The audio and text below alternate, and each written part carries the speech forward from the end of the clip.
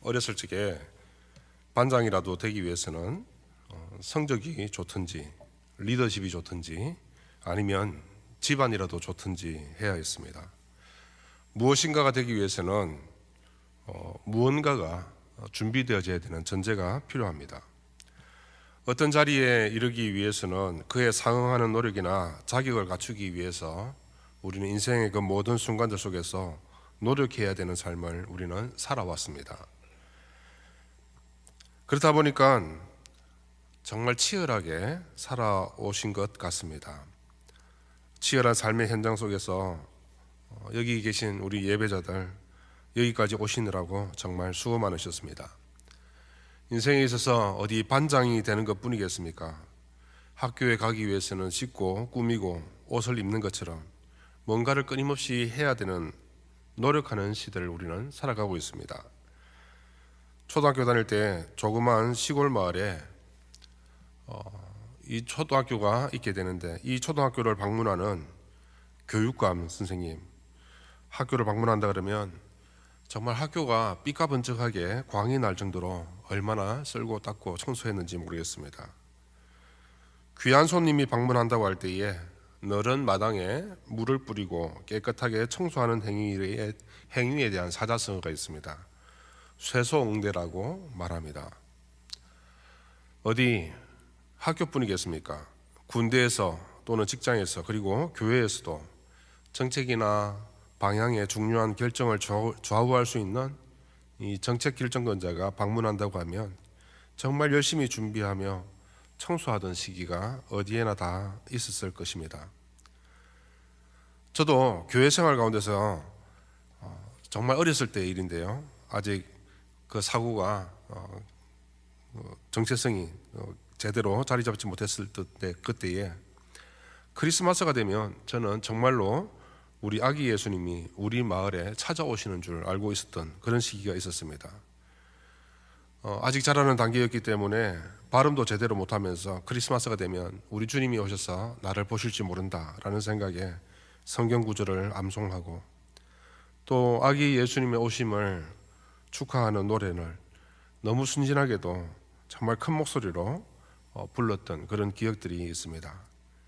아무것도 모른 채 열심히 무엇인가를 정말 수고롭게 준비하던 시기가 있었습니다. 이처럼 누군가를 만난다라고 하면 무엇인가를 항상 준비해야 되는 전제가 필요합니다. 무엇인가를 준비하는 것은 우리가 누구를 만나는 것에서 외에 또한 무엇을 받는 것에 있어서도 적용이 되어집니다. 우리는 신앙생활 가운데 있어서 예수 그리스도를 믿음으로 말미암아 구원을 얻습니다. 이 구원을 받는 것, 구원을 얻는 것, 여기에도 무엇인가가 전제가 되어져야 됩니다. 그 전제는 무엇이냐면은 예수 그리스도를 믿는 믿음이 전제되어져야 우리는 구원을 받는 것이죠. 다행히도 예수 그리스도를 믿는 믿음으로 말미암아 여기 계신 우리 예배자들은 구원을 얻는 자격을 갖추게 되었습니다. 구원을 받기에 합당하지 못했던 자들이, 구원을 받을 수가 없었던 죄인들이 구원을 받는다. 너무 좋은 것이죠. 감사한 것입니다. 그런데 우리가 구원을 얻는 삶으로서, 구원을 받은 삶으로서 정말 기쁨과 행복함 속에서 우리가 이 세상을 살아가야 되는데 지금부터가 문제인 것이죠. 우리는 우리가 받은 그 구원에 대한 그 기쁨과 감격 속에서 그 구원의 즐거움을 온전히 누리면서 살아가고 있는가? 살아가고 계신 거 맞죠? 행복하지 못하여서 혹시 지금 내가 살아가는 모습이 지옥에서 출장 나온 사람처럼 표정 짓고 살아가고 계신 것은 아닌지 모르겠습니다. 구원의 기쁨을 누리고 살아가는가? 우리는 끊임없이 내 삶의 모습 속에서 스스로를 돌아봐야 되는, 스스로에게 질문을 던져야 되는 질문이라고 여겨집니다. 하나님 나라에 들어가면 정말 기쁘고 감사한 것인데 우리는 하나님 나라를 이미 상속받았다라고 우리가 선포하면서도 끊임없이 구원받은 자의 그 자격에 대해서 우리는 고민하고 있는 우리의 삶의 모습을 봅니다. 사랑하는 여러분, 저와 여러분은 하나님 나라에 들어갈 자격을 예수 그리스도를 믿는 믿음으로 갖추게 되었다라는 그 사실에 기뻐하며 살아갈 수 있게 되기를 바랍니다. 여러분, 하나님 나라에 들어가실 수 있겠습니까? 제가 이렇게 여러분들에게 질문하면 여러분들은 어떻게 대답하시겠습니까? 물론이죠. 이렇게 아마 대답하실 것이라 여겨집니다. 그러면 또 다르게 질문을 한번 드려볼 수 있겠습니다. 그러면 지금 여러분들이 천국에 갈 수 있다면 지금 바로 죽으셔도 괜찮으시겠습니까? 라고 질문하면 여러분들은 어떻게 대답하시겠습니까? 사실 지금 바로 죽어도 괜찮으시겠습니까? 라는 질문에는 자칫 우리의 대답이 멈칫할 수도 있는 그러한 질문이 될 수도 있겠습니다. 구원의 기쁨이 가장 큰 것이라고 여러분은 고백하십니까? 혹시 여러분은 그 구원의 큰 기쁨보다 내 생애에 구원받은 그 기쁨보다 더 큰 기쁨이 있을지 모른다라고 여기면서 이 구원받는 그 기쁨보다 더 기쁜 순간을 혹시 기대하면서 살아가고 계신 것은 아닌지 한번 돌아보실 필요가 있습니다. 혹시 여러분은 오늘도 구원받은 그 기쁨 대신에 한숨을 쉬면서 하루하루 더 누리지 못하는 세상의 권세와 명예와 물질과 몸과 영과 혼에 관심을 가진 채 세상 권력의 종노릇하면서 살아가고 계신 것은 아니십니까? 또 혹시 여러분은 끊임없이 하나님 앞에서 얻은 그 구원의 기쁨 대신에 매 순간 내가 구원을 받았는지 안 받았는지에 대한 의구심을 매 순간 품고 살아가고 계신 것은 아니신지 돌아볼 필요가 있습니다. 오늘 시편 51편의 말씀 속에서 다윗의 모습을 바라보면서 우리가 취해야 할 그리스도인의 바른 삶의 자세에 대해서 오늘의 말씀을 한번 나눠보고자 합니다. 오늘 말씀의 배경은 사무엘하 11장과 12장이 배경입니다. 다윗이 왕으로 있을 때에 밧세바와 정분을 나눈 뒤에 나단 선지자가 와서 그 죄를 지적합니다. 그 죄를 지적하며 회개하라고 나단 선지자가 이야기를 하는 것이죠. 그래서 이 사무엘하 11장 12장의 내용을 기준으로 해가지고 이 시편 51편을 다시 좀 구분해 보면 크게 세 부분으로 구분할 수가 있습니다. 첫 번째는 죄를 용서해 달라는 기도로 1절에서부터 9절까지입니다. 주목할 것은 죄입니다. 두 번째는 회복을 위한 기도입니다. 10절에서부터 15절까지입니다. 거듭남에 대한 부분입니다. 세 번째는 회개에 따른 의지적인 결단입니다. 16절에서부터 19절까지입니다. 이 내용을 3등분을 하고 나서 지난 3주간 설교해 것처럼 또 3개의 이미지로 한번 정리를 해봅니다. 이 이미지를 오늘 설교의 제목과도 한번 연결시켜 보시기 바랍니다. 첫 번째는 죄를 가볍게 하는 저울추입니다. 두 번째는 다시 창조된 자의 찬양이라고 이미지를 그려봅니다. 거듭남에 대한 제목입니다. 세 번째는 찢겨진 마음의 예배자입니다. 예배자에 대한 내용입니다. 먼저 첫 번째 죄를 가볍게 하는 저울추에 대해서 말씀을 나누고자 합니다. 구약 성경에 있어서 하나님의 사랑을 표현하는 말 중에 하나는 헤세드입니다. 헤세드의 가장 대표적인 의미 중에 한 가지가 무엇이냐면은 헤세드는 죄를 지었는데 그 죄에 대한 책임을 전가하지 않고 죄값을 묻지 않고 용서해 주는 것입니다. 이 용서에 대한 개념을 한 번 용서해 주고 끝나는 것이 아니라 잘못을 범하면 범할 때마다 용서해 주고 또 용서해 주시고 즉시 심판하시지 않으시고 반복해서 용서해 주시는 것이 헤세드의 의미라고 할 수가 있겠습니다.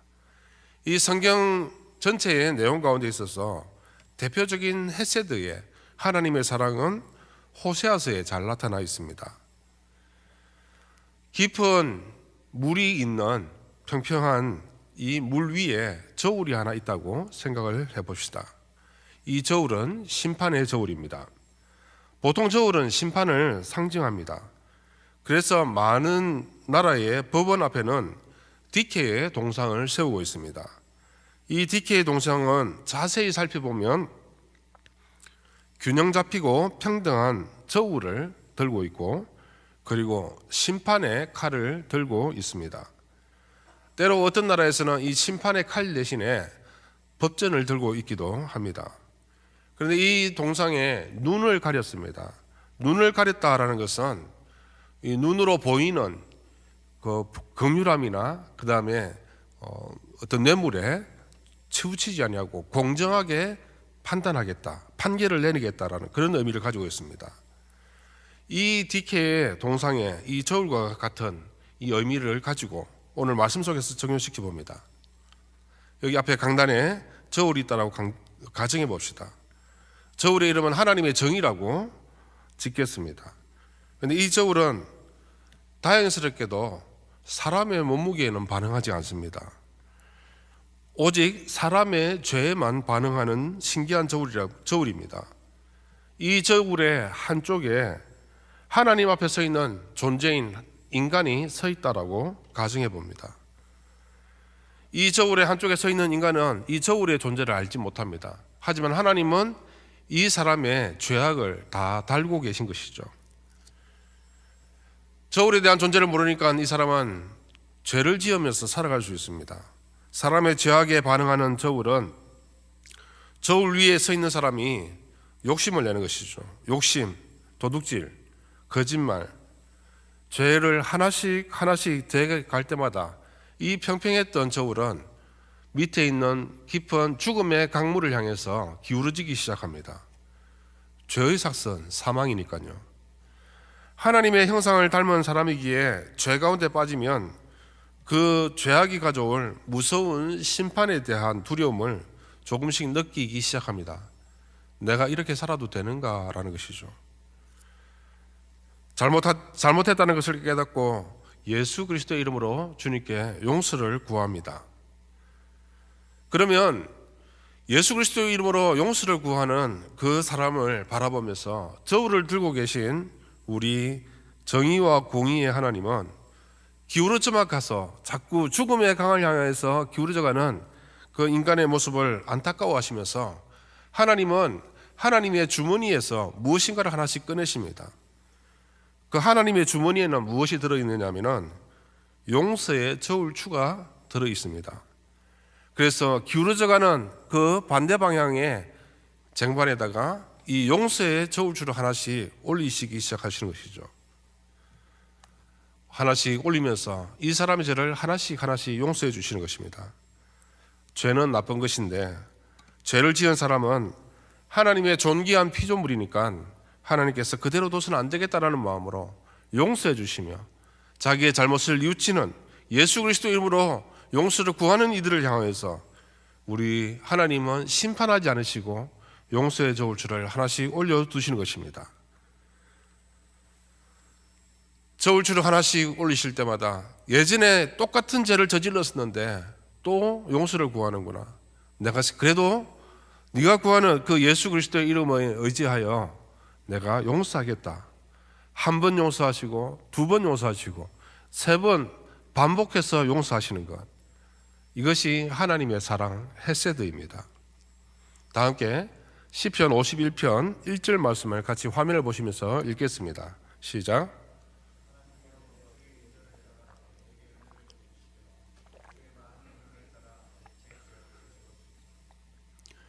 오늘 읽으신 1절 말씀에서 은혜라고 표현된 이 단어가 원어로 바로 헤세드입니다. 다윗이 하나님께 왜 은혜를 구할까요? 죄를 범했습니다. 죄를 범했기 때문에 하나님께 은혜를 구하는 것입니다. 어떤 죄인지 오늘 말씀에 성경 읽어보면 그 성경의 표제가 말해주고 있습니다. 표제는 이렇게 기록하고 있습니다. 다윗의 시, 인도자를 따라 부르는 노래, 다윗이 밧세바와 동침한 후 선지자 나단이 그에게 왔을 때라고 기록하고 있습니다. 다윗이 죄를 지었습니다. 이 죄의 값은 사망입니다. 왕이라고 해도 이 죄의 값을 피할 수는 없습니다. 죄의 값을 치러야 합니다. 하나님의 정의의 저울 앞에 그 무게를 따라서 다윗도 그 죄값을 치러야 하는 상황입니다. 그 죄악에 대하여 다윗은 하나님 은혜를 베풀어 주셔서 하나님의 주머니에서 저울추를 꺼내어서 올려주시기를 간구하고 있는 것입니다. 이번에는 말을 바꾸어서 표현합니다. 2절에 이어서는 나의 죄악을 맑게 씻어 주시며, 하나님께 죄악을 씻어 달라는 것, 이것은 더러운 옷을 열심히 운동하고 난 다음에 더러워진 그 옷을 빠는 것과 마찬가지입니다. 다윗은 자신의 죄로 말미암아 자신이 더러워졌기 때문에 이 더러워진 옷을 빠는 것과 마찬가지로 자신을 맑게 씻어달라고 비유하고 있는 것이죠. 그래서 그 죄의 흔적조차 없어지도록 해달라고 이야기를 하고 있는 것입니다. 그래서 오늘 읽었던 말씀 시편 51편 1절 2절 우리가 읽었던 말씀에서 하나님께서 베풀어 주실 은혜, 즉 헤세드는 죄에 대한 흔적조차 남지 않게 해달라고 요청하고 있는 것입니다. 목사로서 목회하는 데 있어서 늘 옷을 입습니다. 작업할 때 여러분들이 작업복을 입듯이 목사도 작업복이 있는데요, 목사의 작업복은 바로 이 양복입니다. 이 양복을 입기 위해서는 속에 흰색 와이셔츠를 입습니다. 그런데 한 번씩 더운 날 식당에서 밥을 먹는데 메뉴를 짜장면을 먹습니다. 너무 맛있게 먹다 보면 이 탱글탱글한 면발 조각이 입술과 젓가락 사이에 팽팽한 긴장감을 연출했다가 급기야 작은 조각이 와이셔츠로 날라옵니다. 찰싹 달라붙습니다. 소리보다 빠른 손놀림으로 와이셔츠에 붙은 짜장면을 떼어냅니다. 하지만 새하얀 와이셔츠에 달라붙었던 짜장면 자국은 손이 제 아무리 소리보다 빠르게 달려갔다 할지라도 짜장면 자국은 흔적으로 남아서 하루 종일 신경 쓰면서 와이셔츠에 신경 쓰면서 숨겨가면서 하루를 지내야 됩니다. 죄는 해결했습니다. 짜장면 조각은 떼내었습니다. 하지만 죄의 자국, 죄의 흔적이 남아 우리로 하여금 하나님 앞에서 하염없이 우리를 부끄럽게 만듭니다. 정치, 경제, 사회, 문화, 종교인들이 이 시대를 살아가고 있는데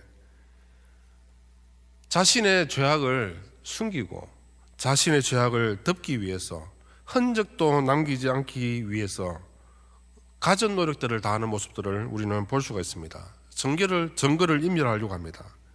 왜냐하면 죄의 기록이 남아서는 안 되니까요. 죄 없이 깔끔하게 정리된 상태를 꿈꾸면서 죄를 짓고 죄를 지은 다음에 숨기고 그리고 죄를 덮어두고 아무도 모를 거라고 우리는 살아가고 있습니다.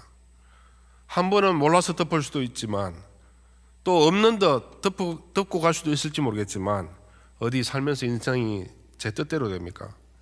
바늘 도둑이 소도둑 되듯이 계속해서 반복되는 죄가 있고 계속되는 죄로 말미암아 부담스러운 죄의식은 우리를 괴롭힙니다. 결국 이 부담스러운 죄의식을 해결하기 위해서 유일한 방법은 하나님께서 해결해 주시는 방법밖에 없습니다. 하나님께서 헤세드를 베푸셔야죠.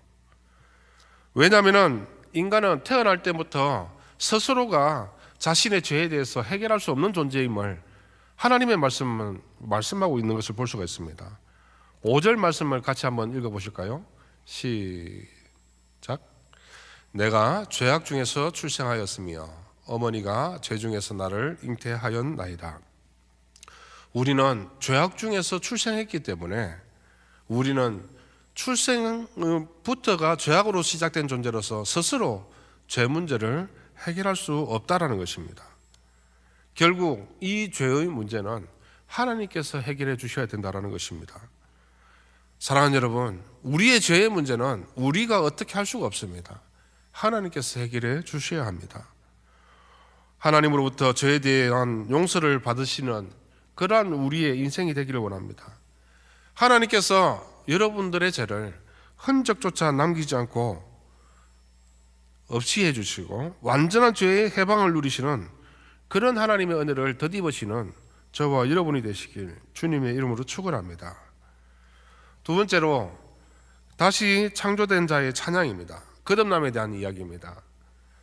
다시 창조된다라는 것을 인간에게 적용시키면 거듭남입니다. 9절에서부터 10절까지의 말씀을 같이 한번 읽겠습니다. 시작. 주의 얼굴을 내 죄에서 돌이키시고 내 모든 죄악을 지워주소서.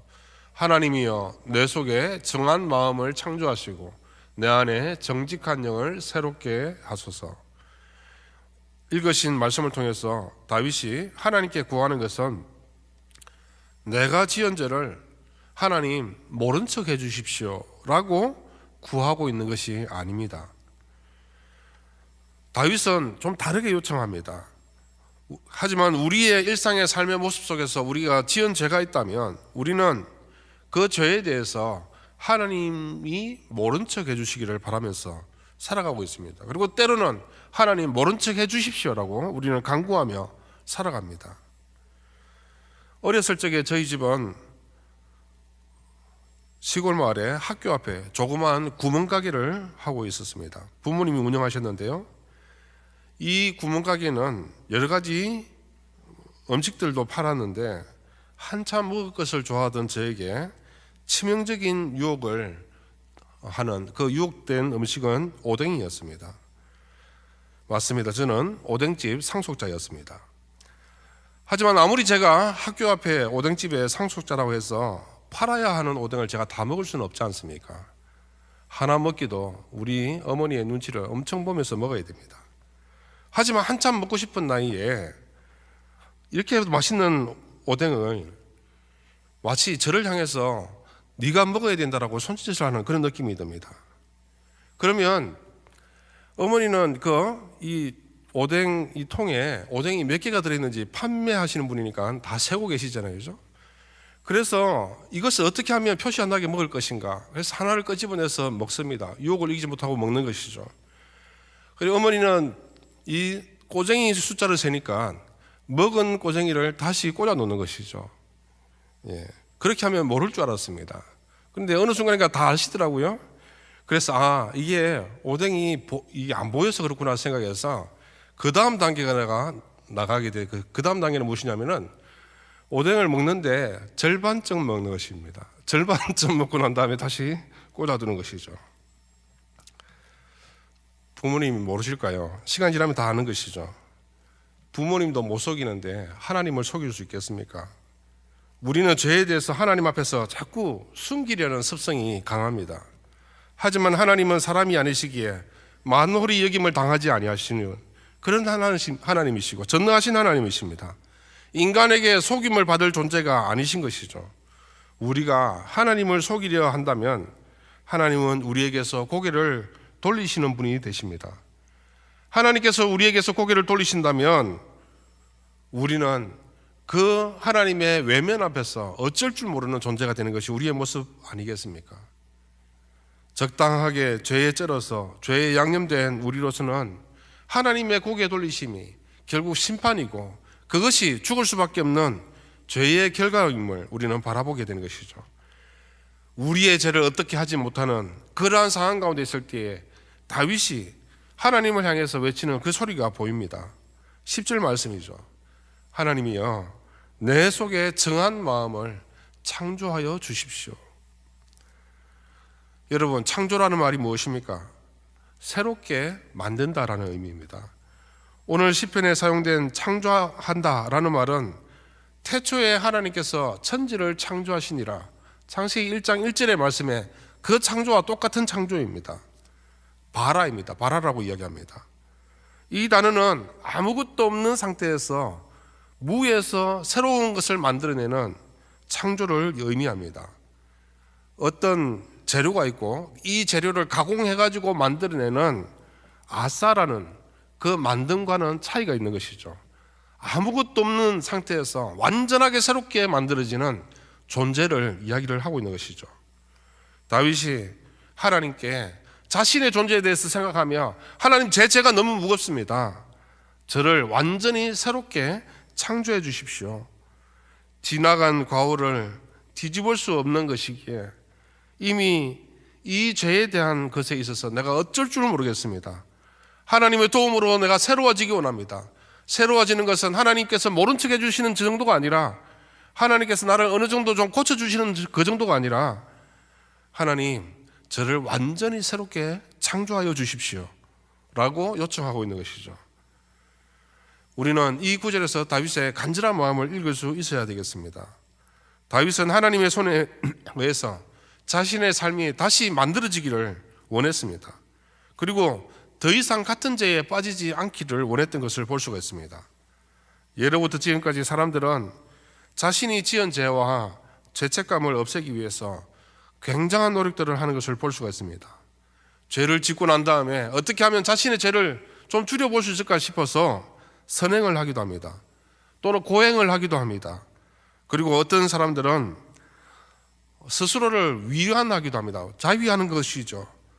내 탓이 아니었어. 그냥 어쩌다 보니까 그렇게 된 것이지 하나님께서 나를 이렇게 만드신 것이잖아 라고 그 책임을 하나님께 돌리기도 합니다. 또 어떤 경우에는 심한 우울증으로 약물로서 자신을 치료해 보려고 노력하기도 합니다. 어쨌든 책임을 피해가기 위해서 가진 노력들을 다하지만 이와 같은 방법들로는 우리의 죄에 대한 문제를 해결할 수가 없다는 것이죠. 어떤 방법으로도 우리 죄에 대한 문제를 해결할 수가 없다는 것이죠. 그래서 이러한 우리의 죄에 대한 문제를 다윗이 새로운 방법으로서 하나님 앞에 구하는 것은 하나님, 저를 새롭게 창조해 주십시오 라고, 그래야 제가 하나님 은혜로 구원함을 받을 수 있겠습니다 라는 것이죠. 우리는 이 시대를 살아가는 우리 죄의 문제 속에서 결국 우리도 새로운 창조로 나가야 되는데, 그 새로운 창조로 나가는 것은 오직 예수 그리스도의 이름밖에 없다는 것을 우리는 예수 그리스도의 오심 이후로 알게 되었습니다. 하지만 다윗은 그것이 아니지 않습니까? 다윗은 자신이 새롭게 창조되어져야 된다라는 그 간절한 기대와 소망이 있었던 것을 볼 수가 있습니다. 다윗은 죄책감을 벗고 만약 하나님께서 자신을 긍휼하게 여기시게 되면 새로운 삶의 기회를 주실 것이다 라는 그러한 의지적인 결단이 그의 모습 가운데 있었던 것을 볼 수가 있습니다. 주님, 저를 새롭게 거듭나게 해 주십시오. 그리고 다시는 이런 죄악 가운데 빠지지 않게 해 주십시오. 다윗은 의지적인 기도를 이 10절 말씀에서 발버둥 치면서 하나님께 기도하고 있는 것을 볼 수가 있습니다. 제가 예화로 들었던 중에서 오뎅 먹었던 이야기가 있습니다. 오뎅을 이빨로 잘라 먹고 다시 오뎅 국물에 담가둔 것이 엄마에게 발각이 되어졌다면 우리 어머니께서 하시는 일이 무엇이겠습니까? 당연히 판매자로서 고객과의 신뢰를 이루기 위해서는 그 오뎅 버리고, 그리고 모든 오뎅 국물 버리고 담겨져 있던 그 모든 그릇 비우고 그 그릇을 깨끗하게 설거지하고 난 다음에 새로운 육수를 붓고, 그리고 새로운 무와 고추와 각종 채소를 넣고, 그리고 새로운 오뎅을 넣어서 판매를 해야 고객과의 신뢰를 새롭게 만들어가는 것 아니겠습니까? 여기서 우리는 새로운 창조의 모습들을 보는 것이죠. 하나님 앞에서 새로운 창조로 나아가는 것, 다윗의 마음을 통해서 우리가 평상시 내 삶의 모습 가운데 있어서 하나님, 제 죄에 대한 부분을 제 스스로 어떻게 해결할 수가 없겠습니다. 하나님께서 저를 새로운 창조자로, 새로운 피조물로 만들어 주셔야 되겠다는 그러한 간절한 기대와 소망이 오늘 고백 속에서 보이는 것이죠. 타조는 자신이 두려움을 느끼게 되면 자신의 몸은 못 숨기고 자신의 머리만 숨긴다고 합니다. 몸통이 다 노출되어 있는데 자신의 머리만 숨긴다고 해서 자신이 위험에서 벗어난 것은 아니지 않습니까? 우리가 하나님 앞에서 우리의 죄악을 숨기려고 발버둥을 칩니다. 하지만 우리가 하나님 앞에서 숨기려는 내 죄악이 타조의 두려운 모습에 숨는 것과 무슨 별반 차이가 있겠습니까? 우리가 하나님 앞에서 숨기고자 한들 숨겨지겠습니까? 그러면 하나님께서 모른 척 해주시겠습니까? 그렇다면 우리는 어떻게 하나님의 긍휼하심을 입을 수가 있겠습니까? 오늘 우리가 말씀 속에서 읽진 않았지만 사실 시편 51편 전체의 내용의 마지막 부분에서 이에 대한 해답을 이야기하고 있습니다. 세 번째, 찢겨진 마음의 예배자입니다. 17절을 기준으로 우리가 말씀을 나누고자 합니다. 우리 주님께서는 제사를 기뻐하시지 않고 번제를 드렸다 할지라도 기뻐하시지 않을 수가 있습니다. 선지서에 보면 그런 말씀이 많이 나옵니다. 번제를 기뻐하시지 않으시고 너희들이 드리는 제사도 냄새조차도 싫다라고 말씀하십니다. 주님께서 진정하게 원하시는 제사에 대해서 오늘 말씀은 짧고 굵게 말씀해 주시고 계십니다. 우리 주님께서 받으시는 제사의 제물은 찢겨진 심령이라고 말씀하고 있습니다.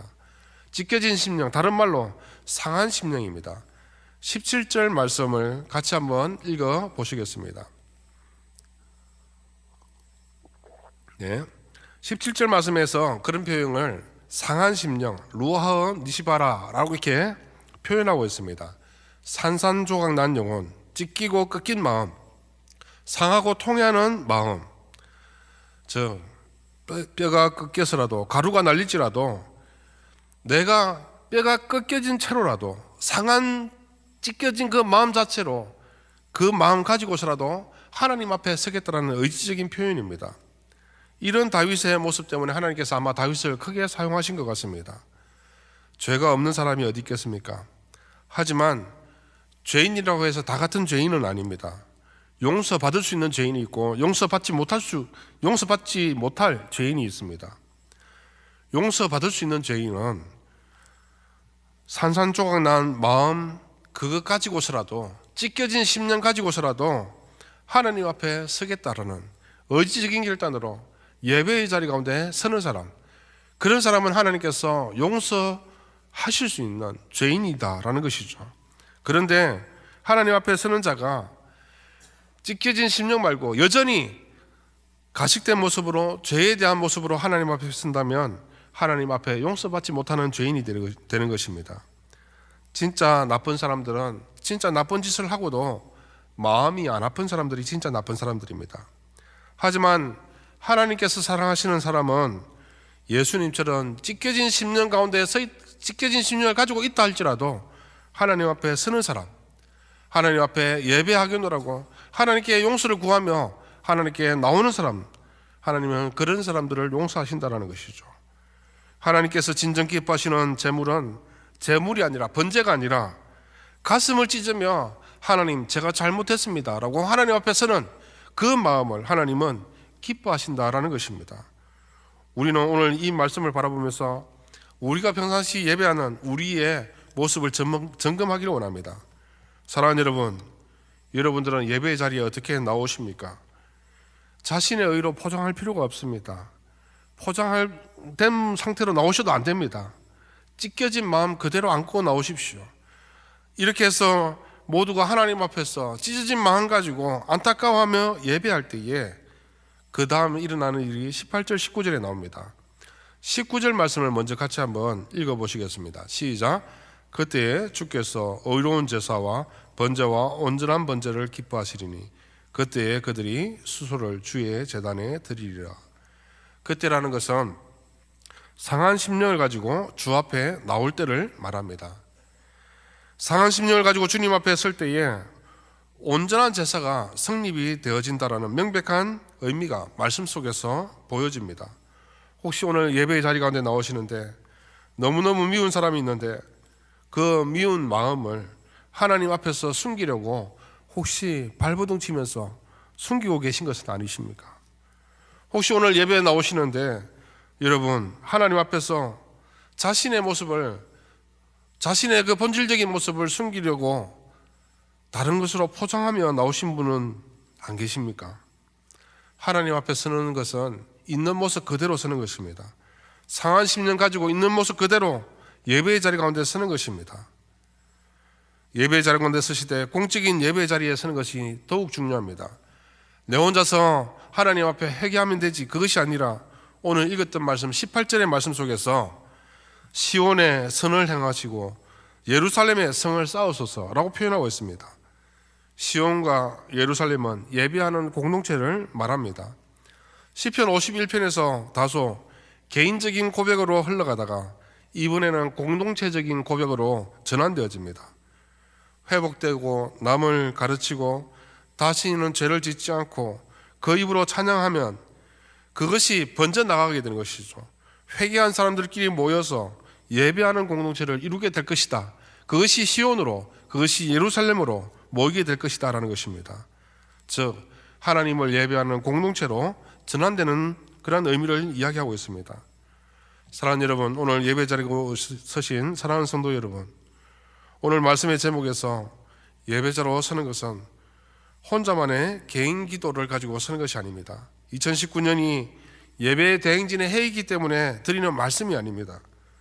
상한 심령이 있다면 상한 심령 가지고 있는 모습 그대로 예배자로 서시길 바랍니다.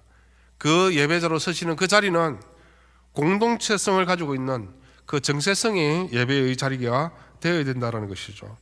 어려운 중에서라도 교회 공동체 안에서 예배하는 예배자로 서실 수 있게 되는 사랑하는 우리 모든 성도님들 되시길 주님의 이름으로 축원합니다. 기도하시겠습니다.